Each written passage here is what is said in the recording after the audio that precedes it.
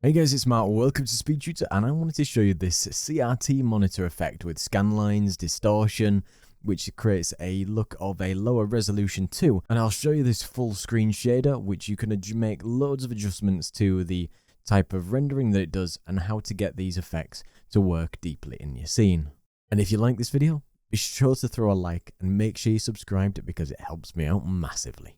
As you can see, it's fully made in the shader graph, so it's got a load of customizations to the effects that it makes on screen, and it uses the full screen render feature to put this over the entirety of the scene that we have. So to get hold of this one, you can go to the GitHub page by Cyan Ilux, the Retro CRT shader, and I'm using this in Unity 6.3 and URP. If you want to get hold of it, the top right where it says code, you can click that box and click download the zip. Once you download the zip, you will get the folder, and you can just copy the entirety of that folder once you've unzipped it straight into Unity. Once you're in Unity, I just rename this to URP_Retro CTR shader, and you get all the things with it. If you go to the retro scene, you might notice that it doesn't currently render anything. You need to make sure that your main camera uses a different rendering feature.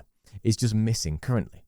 So if we go to Edit and then we go to Project Settings, head to Quality on the left-hand side, and you can see where it says Render Pipeline Asset. We're going to just use the one that's provided, which is the Universal RP High Quality. We'll just press Continue.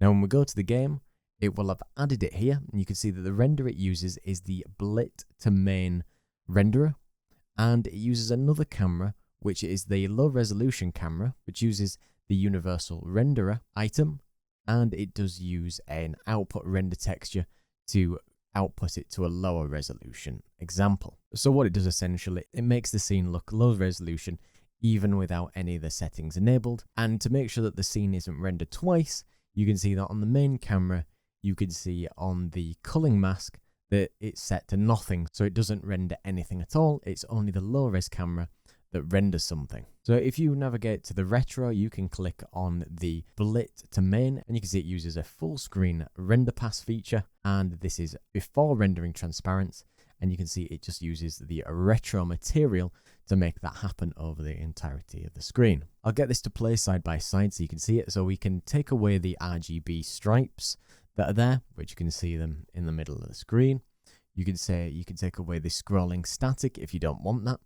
Can take away any of the static that's in the main part of the screen, take away the image distortion so it doesn't move so wildly, and even get away with the CRT screen warp, which is just a sort of vignette style around the edge. You can adjust the image brightness, you can increase or decrease the stripe resolution, you can increase the static strength, but be careful with that amount, the distortion strength to make it look more hazy or more difficult, the scanline strength, and the scanline height. And you can also do the warp strength, so in terms of you can make it look more tunneled or smaller if you want darkened areas around the object itself. And you can see that it does use that low resolution render texture to render the screen out. You can actually use the older input system to move around this scene if it's enabled in settings, to be able to look around and use this within your game that you're using. Great thing about this is it uses the shader graph, so you've got the exposure of all the different items in the blackboard, so you can see all the different items that it uses. If you hover over them, you can see where we go, where you can see there's different sample setting which affecting the UVs, the creation of the color stripes, the adjustment of the brightness, the CRT edges, the scan lines, the scrolling static, the main static on the screen. So you could take any of these examples and create your own shaders out of them, because it is really quite powerful. If you do check out this CRT effect, it does explain that if you do want to use the pixelated effect without the extra camera, so you don't want the resolution look, you can swap out the URP sample buffer node and set it to Blit source and use a new updated material with this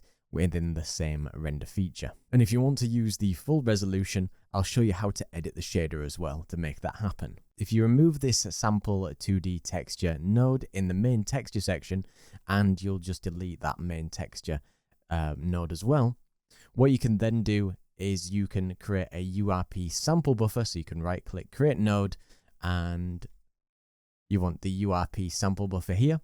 You want to set the source buffer to blit source, so we can then remove that. So you've got the new URP sample buffer. We're going to set the output just to this add node, and then set the original image distortion out to the UV that we use here. Then you want to make sure that you save this shader.